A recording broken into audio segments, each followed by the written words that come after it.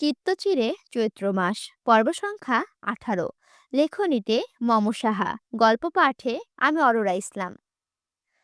রাতটা যেন হুট করে প্রয়োজনের তুলনায় নিশ্চুপ হয়ে গেছিল সেই দিন। চিত্রা অপলক তাকিয়েছিল তার বাবার দিকে। সে ভেবেছে বাবা হয়তো মজা করছে। পর মুহূর্তে বাবা হয়তো হো হো করে হেসে উঠে বলবে, কেমন টোপ দিলুম বলো তো। কিন্তু তেমন কিছু হলো না। বাবার মুখটা গম্ভীর থেকে আরো গম্ভীর হলো। গাম্ভীর্যের সেই আবরণ যেন ছেয়ে গেল প্রকৃতির মাঝেও। সোডিয়াম মোহনীয় সেই হলুদ বর্ণর আলোটার মাঝে কেমন অবিশ্বাস্যের উজ্জ্বলতা। চিত্রা বাবার দিকে তাকিয়ে বেশ খানিকটা সময় নিয়ে নীরব থেকে অবিশ্বাস্যকর কণ্ঠে বলল, আব্বু, কি বলছেন এসব? নুরুল সওদাগর খুব গোপনে শ্বাস ফেললেন। সে আর বেশিক্ষণ চিত্রার দিকে তাকিয়ে থাকতে পারলেন না। বারান্দার বাহিরে দৃষ্টি নিবদ্ধ করে বেশ রুক্ষ কণ্ঠে বললেন, সত্যি বলছি সব। তুমি যখন দুদিনের শিশু, নিষিদ্ধ পল্লীর মহিলাদের সন্তান জন্ম দেওয়া নিষেধ। কিন্তু সেই সন্তান যদি মেয়ে হয় তাহলে তারা ধুমধাম করে বরণ করে নেয়। কারণ সেই সন্তানকে ভবিষ্যতে তাদের ব্যবসায় লাভজনক মূলধন সেটা। তোমাকে যে জন্ম দিয়েছে, তোমার জন্মদাত্রী, সে চায়নি তার মতন এমন দোজক তোমার ভাগ্যে জুটুক। তুমি জন্ম নিবে বলেই তাকে হসপিটালে ভর্তি করানো হয়। তখন তোমার তুহিন ভাই যেন অসুস্থ, তাই আমরাও সেই হসপিটালে গিয়েছিলাম। তো তোমার জন্মদাত্রী হুট করে তোমার মায়ের কোলে তোমাকে তুলে দিয়ে আকুতি মিনতি করে উঠল। তার জীবনের ভয়ঙ্কর বর্ণনাও দিল। তোমার মায়েরও শিশুদের প্রতি সহমর্মিতা বেশি ছিল, তাই নিয়ে এলো তোমায়। এই বাড়ির কোনো মানুষ জানে না তুমি কার মেয়ে। কেবল আমি আর তোমার মা জানি তোমার জন্ম পরিচয়।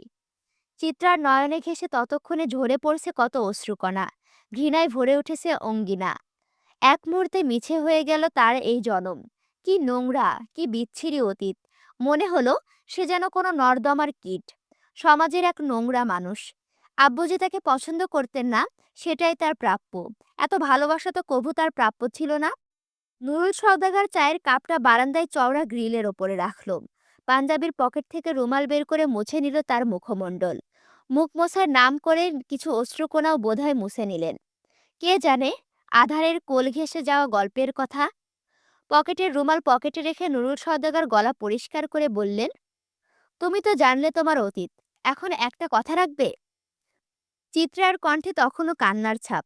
তবুও সে অস্পষ্ট স্বরে উচ্চারণ করল, জি আব্বু, বলেন। তুমি বিয়ে করে ফেলো চিত্রা। মনে করো না তোমায় অপছন্দ করি বলে সেটা বলছি। তুমি আমার দায়িত্ব ছিলে।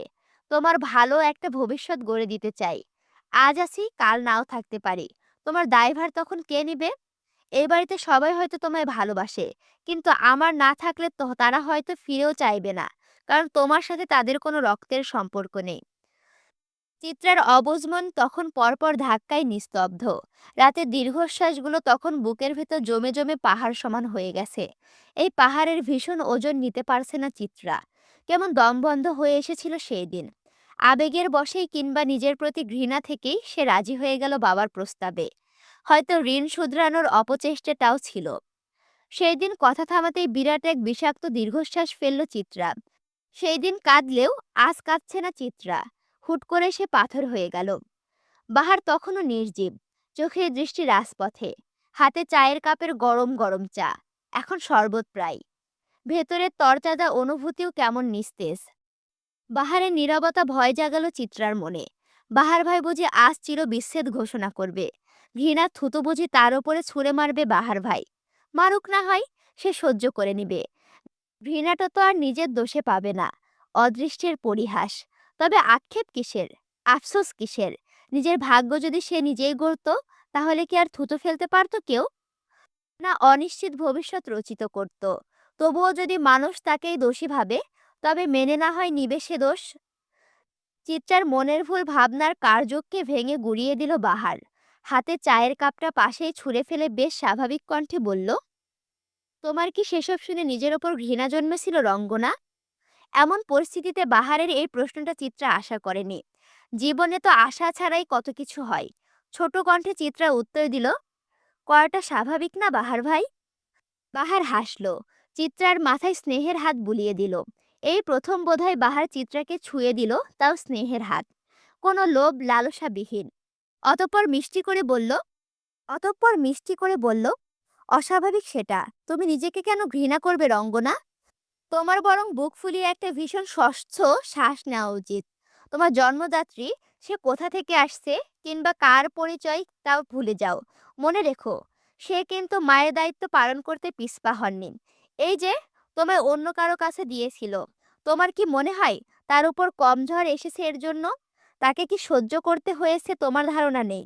একটা কথা শুনেছ, জন্ম হোক যথাতথা, কর্ম হোক আসল। তোমার সাফল্য যখন আকাশ ছুঁয়ে দিবে, তোমার জন্ম পরিচয় তখন মরীচিকা। চিত্রা কেবল মনোযোগ সহকারে শুনলে এই ছন্নছাড়া লোকটার কথা। মানুষটা কতটা গুছানো কেউ বুঝবে তার বাহ্যিক আবরণ দেখে। চিত্রা লম্বা এক নিঃশ্বাস নিল, শুদ্ধতম হাসি দিয়ে বলল, চলুন বাহার ভাই, ফিরে যাওয়া যাক। বাহারও ঘাড় কাত করে উঠে দাঁড়ালো। একটা রিক্সা ডেকে বসিয়ে দিল চিত্রাকে। বাহারকে উঠতে না দেখে অবাক হলো চিত্রা। কপাল কুঁচকে প্রশ্ন করলো, আপনি যাবেন না? তুমি যাও, আমি হেঁটে আসব। বাহারের উত্তরে কুঁচকানো কপাল আরো কুঁচকালো। অবাক কণ্ঠে বলল, আমার সাথেই চলুন। হেঁটে আসার কি দরকার? আজ আমি আপনাকে বাড়ি অবধি না হয় নিয়ে গেলাম, কোনো একদিন আপনি পুরো শহর ঘুরাবেন। চিত্রার কথায় বিশেষ হেলদোল দেখালো না বাহার। পকেটে দুহাত গুজে কোকড়ানো চুলগুলো দুলিয়ে বলল, তুমি হিমু নই রঙ্গনা, আর না তুমি রূপা। আমরা আমাদের মতোই। আমি এক দরিদ্রতার কষাঘাতে পিষে যাওয়া মানব, আর তুমি বাস্তবতার বেড়াকলে ঝলসে যাওয়া নারী। আমাদের গন্তব্য এক হলেও হয়তো পৌঁছানোর পদ্ধতি ভিন্ন। উত্তরে চিত্রা বলল, তাতে ক্ষতি কি? শেষ অবধি যদি সন্ধি হয়, রাস্তা তবে ব্যাপার নয়। চিত্রার দিক থেকে নজর সরিয়ে বাহার একবারে হাঁটা ধরল সোজা। চিত্রা কতক্ষণ তাকিয়ে রইল সেই বাহারের দিকে। লোকটা আর একটু পিছু ফিরে তাকাই সে আশায়, কিন্তু তার হলো কই। লোকটা তো আর তাকালো না। সবসময় চিত্রার আশা ভেঙে দিতে লোকটা প্রস্তুত। চিত্রা ছোট্ট শ্বাস ফেলল। থাক, সবার গল্পের বিবরণ একই হলে সমস্যা। থাক না, বাহার রঙ্গনার গল্প কিছুটা অন্যরকম। ক্ষতি তো আর নেই। আজ অষ্টমতম দিনে পদার্পণ করলো মুনিয়া বেগম সারা সওদাগর বাড়ির লোকজন। তুহিন ভাইজান খুঁজছে, নুরুল সওদাগর খুঁজছে, তবে মুনিয়া বেগমের দেখা নেই। কেমন যেন হাওয়ায় মিলিয়ে গেল মানুষটা। মানুষটার বাবার বাড়িতে কেউ নেই যে সেখানে যাবে। আপন বলতে এই স্বামীর বাড়িই ছিল, কিন্তু উনার কলিগদের সাথে যোগাযোগ করার চেষ্টা চলল, কিন্তু কেউ খোঁজ দিতে পারল না মুনিয়া বেগমের। চিত্রারও চোখ মুখ ভীষণ শুকনো। মা তাকে যতটা যত্ন করত, অতটা যত্ন আর কেই বা করবে। মুখে ছোট ছোট ব্রণ, চোখের নিচে কালো আস্তরণ। মেয়েটার মায়া মায়া মুখখানার দিকে তাকালো, কেমন হাহাকার করে ওঠে বুক। অন্যদিকে ওহির মেজাজ আজকাল কিঞ্চিত ভালো। নওশাদ ছেলেটা প্রচুর জ্বালালেও বেশ সম্মান দেয় তাকে, অনেক বেশি সময়ও দেয়। হুটহাট রাস্তায় কোথাও যেন সে এসে হাজির হয়ে যায়। ঝগড়া করতে মন্দ লাগে না। খাবার টেবিলে দুপুরের খাবারের তোড়জোড় চলছে। ওহি, চাঁদনি, অনয়, মাহাতাব, আফজাল সওদাগর, লতা বেগম সবাই খেতে বসেছেন। রোজা সওদাগর এবং তার ননদ খাবার বেড়ে দিচ্ছেন। কাজের মেয়ে দোয়েল রান্নাঘর থেকে খাবার এনে দিচ্ছে। আজ খাবার টেবিলে ঘটল অন্যরকম ঘটনা। সবাই যখন খেতে ব্যস্ত, দোয়েল তখন মাছের তরকারিটার বাটি টেবিলে এনে রাখলো। চিত্রা হঠাৎই দৃষ্টি আটকালো মাছের বাটিতে থাকা বড় মাছটার দিকে। বয়সে ততটা ছোট না হলেও চিত্রার আবদারগুলো বেশ ছোটদের মতো। হুটহাট বলে বসে না ভেবে কত আবদারের কথা। যেমন আজই মাছের মাথাটা দেখে নিষ্প্রাণ চিত্রা ঝলমলে হাসি দিয়ে বলে উঠল, বড় চাচি আম্মা, আমায় কিন্তু মাথা দিবে আজ। সবাই চিত্রার দিকে তাকিয়ে মুচকি হাসলো। যাক, মেয়েটা নিজেকে স্বাভাবিক করার চেষ্টা করছে। আর বরাবরই চিত্রার জন্য বড় মাছের মাথাটা রাখা হয়। সে আবার বেশ মাছপ্রেমী। যাই হোক, সবাইকে অবাক করে দিয়ে রোজা সওদাগর মাছের মাথাটা চাঁদনির প্লেটে উঠিয়ে দিল। চাঁদনি চিত্রার পাশে বসে খাবার খাচ্ছিল। রোজা সওদাগরের এমন কাণ্ডে উপস্থিত সবাই হতবম্ব। চাঁদনি নিজেও অবাক হয়ে গেল।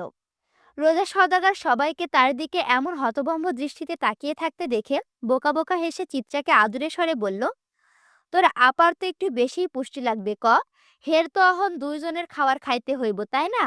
আমি তোরে বড় টুকরাটা দিব, মাথাটা তোর আপা খাক কেমন?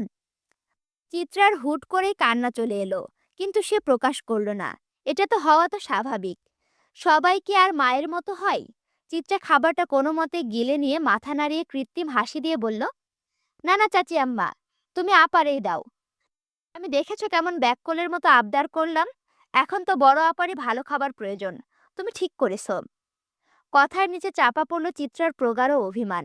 চাঁদনি আপা তার প্লেট থেকে মাথাটা উঠিয়ে চিত্রার প্লেটে দিতে দিতে বলল, আম্মা আপনিও না। আমাকে কখনো দেখেছেন মাথা খেতে? সবসময় তো চিতাবাঘই খাই, মেয়েটার পছন্দ। আপনিও না অদ্ভুত। হ হ, খাবি কেমনে তোরা? তোর চাচি তো চিত্রাকে সবসময় দিত। চিত্রা খাবে বলে কি তোরা খেতে পারবি না? সবারই তো হক আছে। রোজা সওদাগরের উত্তরটা কেমন মুখ ঝামটি মারল। রসকসহীন কণ্ঠ। চিত্রা বড় আপার হাতটা ধরে ফেলল। খুব কষ্টে কান্না গিলে বলল, আপা দিও না গো, কারো হক মেরে খেতে পারবো না আমি। খাবার টেবিলে নিস্তব্ধ নীরবতা। সবাই কেমন ফ্যাল ফেলে আহাম্মকের মতো তাকিয়ে রইল। চিত্রা এক মনে আলু ভাজাটুকু দিয়ে পরের ভাতটুকু মাখিয়ে নিল। রোজা সওদাগর তাকে মাছ আর সাধল না, বরং বড় টুকরোটা সে তার মেয়ের জামাইয়ের থালায় উঠিয়ে দিল। সবাই চোখ মেলে দেখল এই স্বার্থপরতা। কারো মুখে কোনো শব্দ নেই। চিত্রা আরো দুলোকমা ভাত গিলে কোনো মতে উঠে দাঁড়ালো। আর খাওয়া যে সম্ভব হচ্ছে না। এই খাবার যেন বিষের চেয়েও বিষাক্ত মনে হলো। মাহাতাবু আর মাছ ছুঁয়ে দেখল না। শাশুড়ির একচোখা কাহিনী নীরব প্রতিবাদ করে সেও চুপ করে খাবার পাত থেকে উঠে গেল। মেয়ে জামাইকে উঠে যেতে দেখে রোজা সওদাগর গদগদ কণ্ঠে ডাক দিতেই তাচ্ছিল্য হাসি দিল মাহাতাব। বেশ তাচ্ছিল্য কণ্ঠে বলল, যা খাওয়ালেন পেট ভরে গেছে। আপনার মেয়েকে না হয় আমার ভাগের মাছটাও দিয়ে দেন। আমার হকের জিনিসের প্রতি অত টান নেই। মাছ পাতে তুলল না ওহিও। অপমানে গা শিরশির করে উঠল রোজা সওদাগারের। সে মুখ বাঁকিয়ে বলল, ঘরের চেয়ে পরের টান বেশি এই বাড়ির মানুষের। চিত্রা তখন কেবল টেবিল ছেড়ে কিছু দূর গিয়েছে। বড় চাচির কথায় ডুকরে উঠল সে। ছুটে গেল ঘরে। মা ছাড়া দুনিয়া কেমন আধার হয়ে গেল তার। এতদিনের নিয়ম ভেঙে আপন মানুষের বদলে অষ্টাদশীর ভেঙে চূর্ণ বিচূর্ণ। এই বাড়িতে কেমন যেন বদলের সুর দেখা দিয়েছে। আর যে সুখের দিন নেই চিত্রার, তা বুঝতে আর বাকি রইল না।